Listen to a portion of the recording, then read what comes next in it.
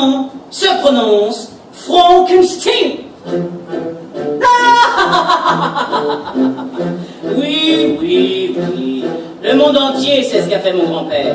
Mais par pitié, est-ce que j'ai l'air d'un fou furieux qui erre dans les cimetières et déterre des cadavres fraîchement inhumés? En fait, je pense... Ne répondez pas.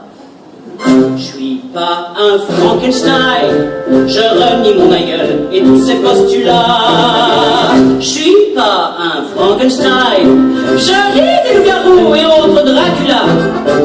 Aucune chimère pour moi, je suis un scientifique. La soif de vérité, c'est ce que moi je revendique. Il y a un abîme entre les expériences fantasmatiques de mon dingue de grand-père et ma propre dévotion à la science. Ce qui nous conduit sans transition au sujet du cours d'aujourd'hui. Le cerveau, rien de tel que le cerveau. Les poumons ne sont que des joujoux comparés au cerveau. Dingo, je suis dingue du cerveau. L'être humain n'a jamais à ce jour fait mieux que le cerveau. Ma bouche, je l'aime 3 fois par jour quand je mange. Quand j'ai mal aux voix, je boude. Vive la vessie, je me dis quand je vis, quand je... Et vraiment j'adore jouer des coups. Mais le cerveau, je précise en quelques mots. Pas un grand génie qui me dise, qu'on se le dise. Cerveau, un cerveau, oui. Je ne suis pas sûre de comprendre la différence entre l'influx nerveux moteur et l'influx nerveux volontaire. Parfait! Nos travaux pratiques d'aujourd'hui sont précisément une démonstration de cette distinction. Monsieur Hilltop, ici présent, avec qui je n'ai jamais travaillé, à qui je ne donnais aucune instruction préalable, a gracieusement offert ses services pour la démonstration de cet après-midi. Monsieur Hilltop, bonjour. C'est le bulbe qui renseigne, le cortex qui s'en imprègne par les ondes qu'il atteigne et qu'il ressent ipso facto. Son thalamus palpite et la réflexe qu'il agit. C'est ainsi quand on l'excite que le corps fait ce qu'il faut. Mais quelle merveille que le cerveau! Monsieur Hilltop, voulez-vous descendre de votre civière et vous tenir près de moi, je vous prie?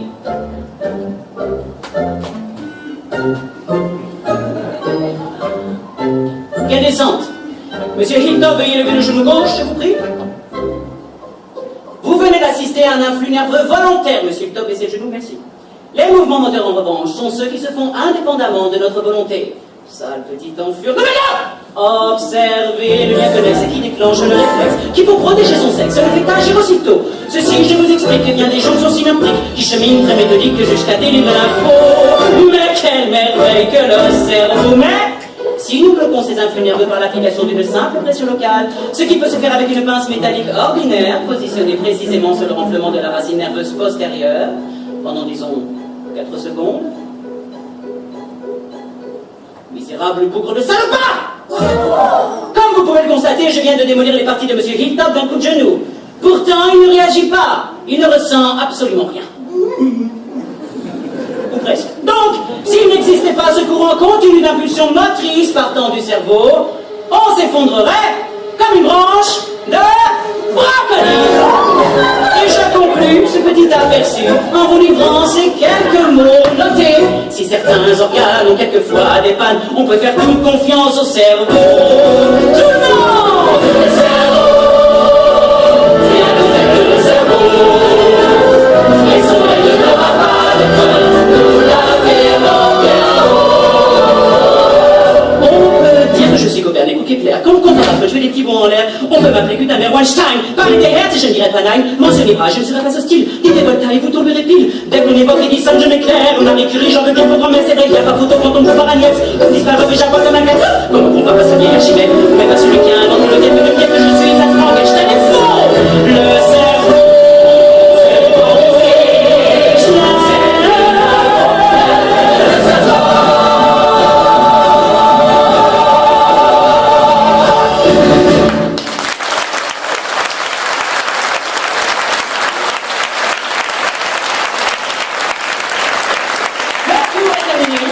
Le cerveau.